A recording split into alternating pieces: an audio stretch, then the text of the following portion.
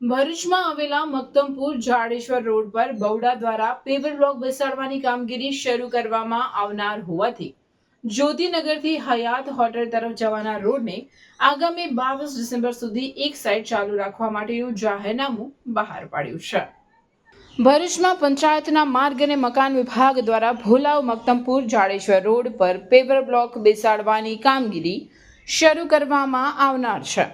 આ રોડ પર જાડેશ્વરથી જ્યોતિનગર થઈને હયાત હોટેલ તરફ આવતા વાહનોની અવર જવર દિવસ તેમજ રાત્રિના સમય પુષ્કળ હોવાને કારણે રોડની કામગીરી થઈ શકે તેમ ન હોવાથી ભોલાવ જ્યોતિનગરથી હયાત હોટેલ તરફ આવતા જતા વાહનોને જ્યોતિનગર જંકશન બંધ કરવા સાથે વાહનોને ડાયવર્ટ કરાયા છે।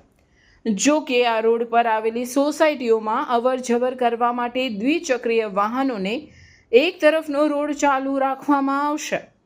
આગામી 22 ડિસેમ્બર સુધી વાહનોને ડાયવર્ટ કરવાનો હુકમ અધિક જિલ્લા મેજિસ્ટ્રેટે કર્યો છે, જેમાં ભારે વાહનોને જ્યોતિનગર જંકશનથી બંધ કરી ટ્રાફિકને મક્તમપુર થઈ કસક સર્કલ થઈને કોલેજ રોડ પર ડાયવર્ટ કરવામાં આવ્યો છે।